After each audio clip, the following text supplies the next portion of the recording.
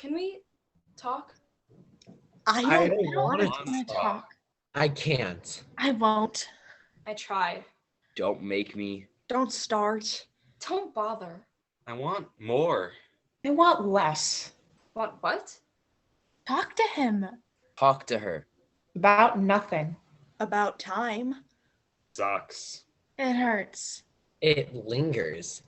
I don't want to talk. I'm going to talk about it.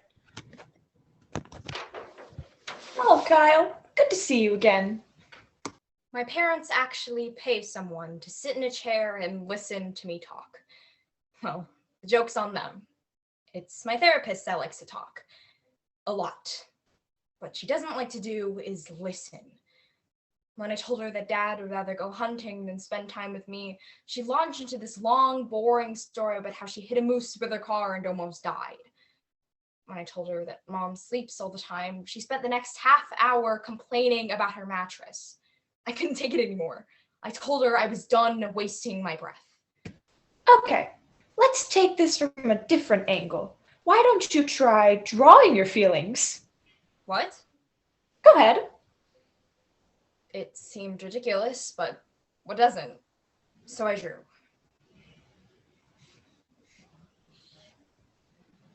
What are you sad about? You don't seem happy. I didn't know if she was stupid or clueless. And believe me, there's a difference. When you're stupid, you can't figure things out. When you're clueless, you just don't care.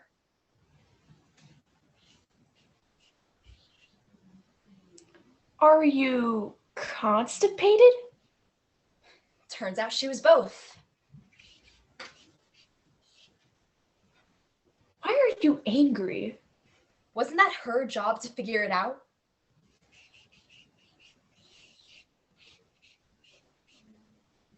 Is that a pineapple? No, it's me. How can a person feel like a pineapple? I don't know. How can a person feel like me? I'll see you next week. There are two different kinds of dreams. The kind that you have when you're asleep and the kind that you have when you're awake. I used to dream about becoming a doctor. A baseball player. A swimmer. A musician. An actress. But now, Well, that's just not going to gonna happen. how can dreams survive high school?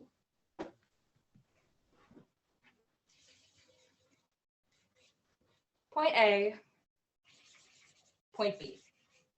Most people can get from one to the other without any trouble. But I'm not most people. Point C, why do I have to leave point A? Point D, what if point B is a trick? E, how do I know I'll get there? F, what do I do when I get there? G, who else will be there? H, can I go back if I want to? I don't want to. These detours drive my teachers crazy, but I'll always manage to get there. Eventually.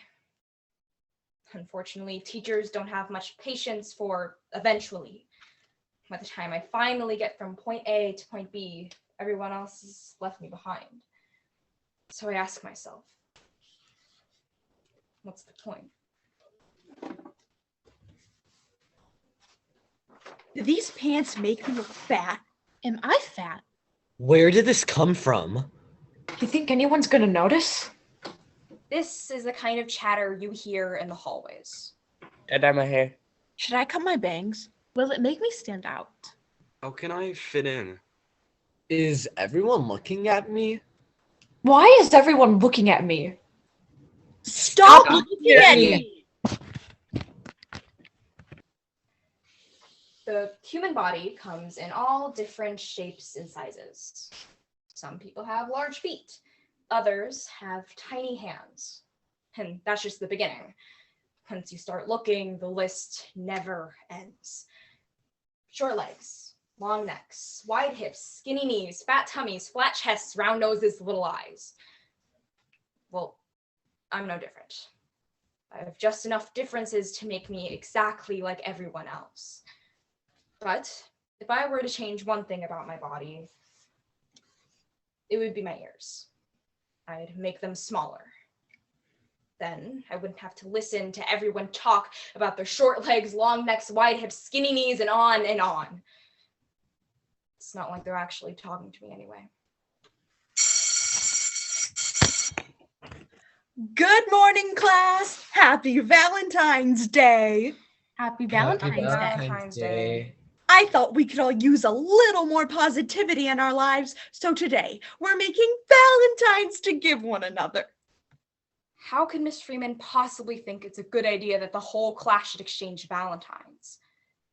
She handed out red paper and told us to cut out little hearts.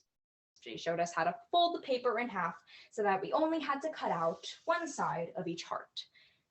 When we unfolded the paper, our hearts were complete.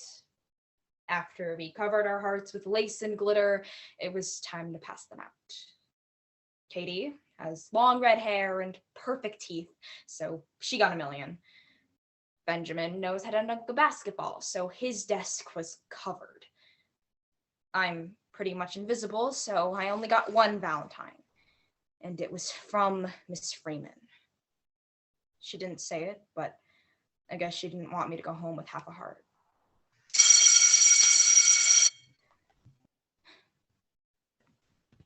Despite the seemingly superficial chatter in the hallways, I know teenagers aren't talking about the things they want or need to be.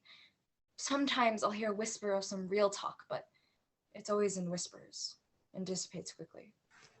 I sleep with a nightlight on. When I wake up, I want to know it's for real.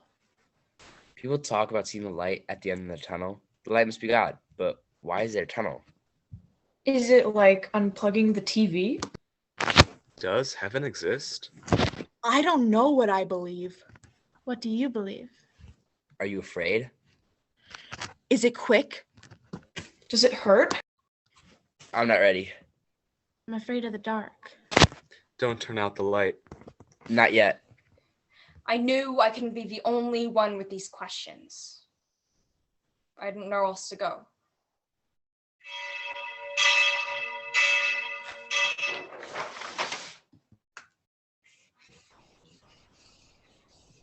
What brings you here, my child? What happens when you die? What do you think happens? Nothing. Well, if so, then why be afraid of nothing? I'm not afraid. Then why are you here? I want to know what happens to my thoughts.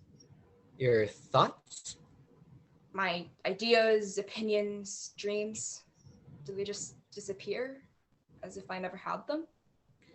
What kind of thoughts? I look up at the sky and all I see are clouds. They say heaven is up there somewhere, but I don't see how. Seeing is not believing.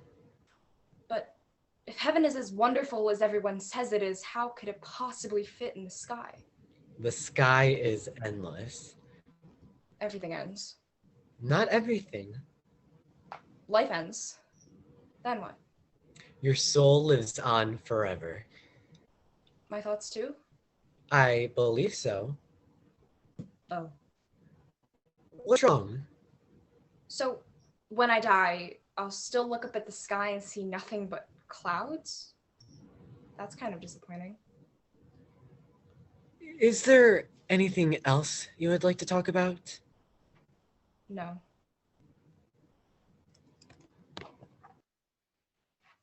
When I get home, my dad states, You need a hobby. what? Something to take out your anger. I had to give him some credit. At least he knew I was angry. Then again, anger is pretty common in my house. So he started up the truck and took me hunting. Not exactly my idea of fun, but I went. He put a rifle in my hand and patted me on the shoulder. That's it. Now stand up straight I stood up straight. and squeeze the trigger. I squeezed the trigger.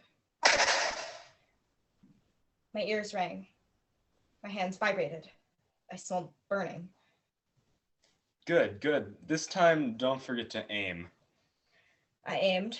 I could feel my heart pounding, which is something it hadn't done in a long time. Again. It was scary, but at least I felt alive.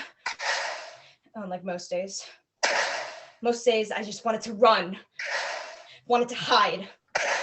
Wanted to die. Anything to stop them from talking about me.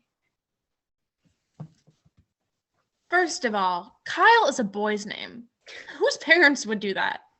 Second of all, Kyle is weird. I'm in her art class, so I should know. She has this nasty habit of sticking her pencil eraser in her ear. Ew. I know. And then when she takes it out, there's a huge gob of wax on it. All of her homework is covered in little brown smears. It makes me want to throw up.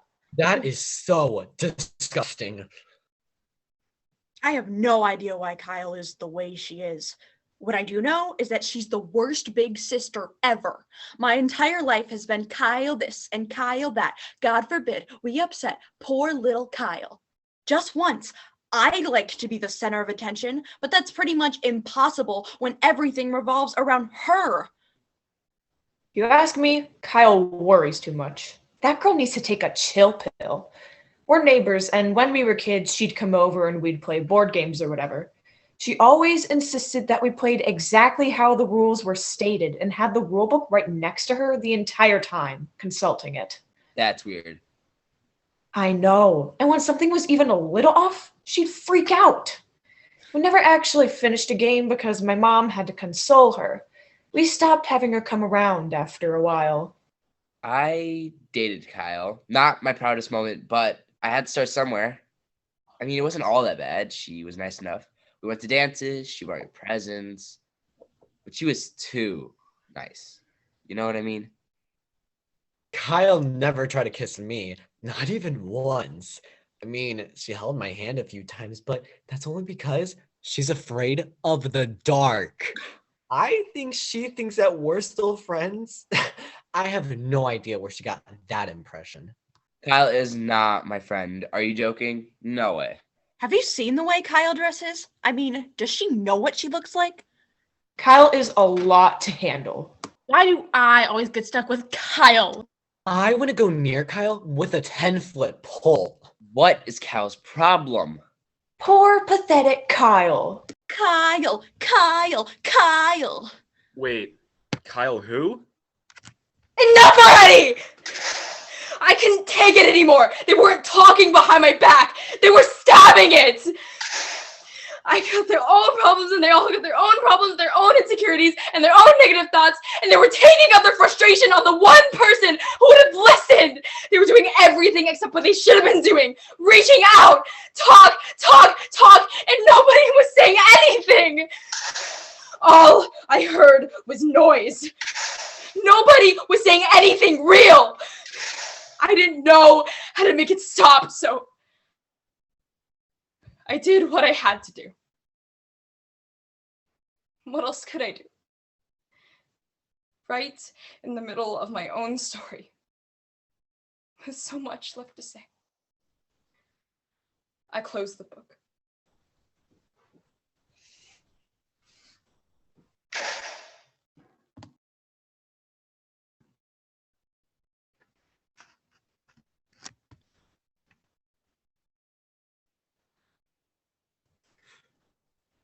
Why did she do it? Tried to help. Think she's in heaven? Don't make me. Don't start. Don't bother. Want more? Want less. Want what? Was it something I said? Where did things go wrong? Talk to him. Talk to her. Talk to anyone. What was she sad about? About nothing? Mad about? Worried about. What was she thinking? It sucks. It hurts. It lingers. Why didn't I see the signs? Can we talk? Go on. They're listening.